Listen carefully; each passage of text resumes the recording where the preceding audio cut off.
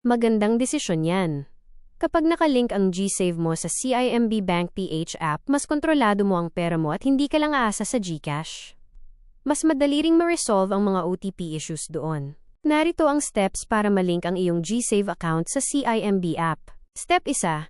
I-download ang app.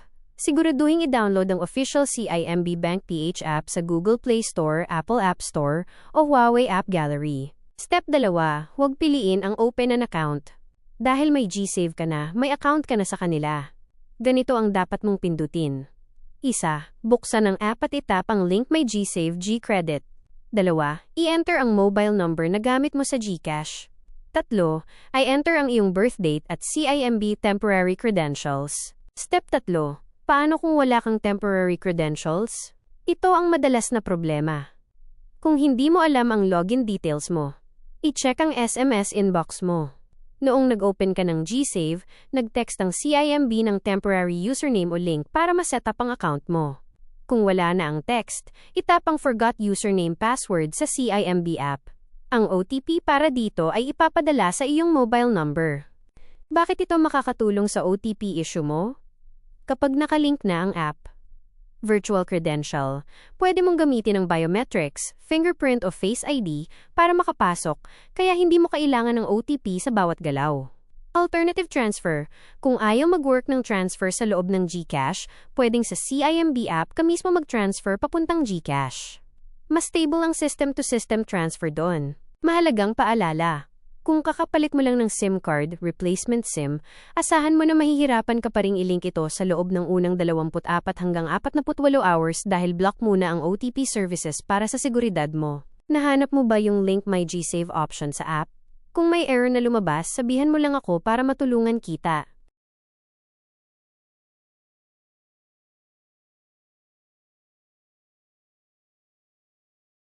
Ayos!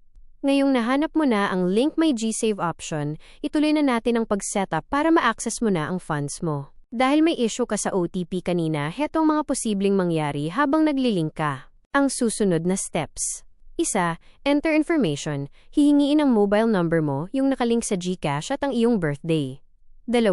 OTP verification. Dito mo malalaman kung active na ba ang SMS services ng SIM mo. Kung dumating ang OTP, ay enter ito at sundin ang instructions para gumawa ng bagong username at password. Kung hindi pa rin dumating, ibig sabihin ay naka-security lock pa ang SIM mo kung bago itong replacement o may maintenance ang network. Tips kung hindi pa rin dumating ang OTP habang naglilink. Check email. Minsan nagpapadala rin ng CIMB ng verification link sa email address na ginamit mo noong nag-register ka sa GCash. Liveness check. Baka hingan ka ng selfie check sa app para masiguradong ikaw talaga ang may-ari ng account. Ano ang gagawin kapag nakalink na? Kapag successful na ang paglink, iset up mo agad ang biometrics, fingerprint o face ID sa settings ng CIMB app. Bakit? Para sa susunod na mag-withdraw ka o mag-check ng balance, hindi mo na kailangan ng SMS OTP. Fingerprint mo lang, pasok ka na.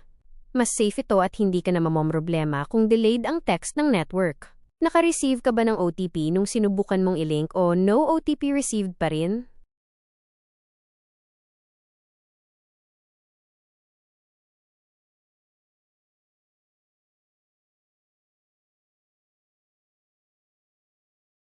Malinaw na ngayon ang root cause ay ang security lock o network congestion. Kung kaka-replace lang ng SIM card mo dahil nawala o nasira ang dati, sadya talagang hindi magpapadala ng OTP ang CIMB sa loob ng 24 to 48 hours bilang proteksyon sa account mo. Heto ang final strategy mo para makuha ang pera mo at maayos ang OTP. 1.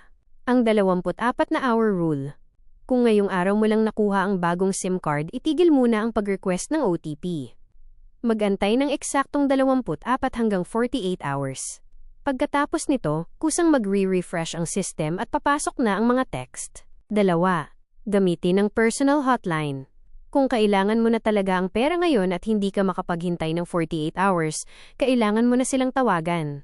Sila lang ang makakapag-manual override o makakapag-check kung bakit blocked ang OTP mo. Dial #2462 gamit ang mobile phone mo. Piliin ang option para sa GSave Customer Service. Sabihin sa agent, hindi po ako makatanggap ng OTP sa GSave account ko matapos ko mag-SIM replacement.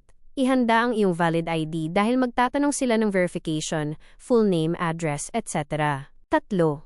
I-check ang Signal at messaging app. Minsan, ang problema ay nasa phone settings.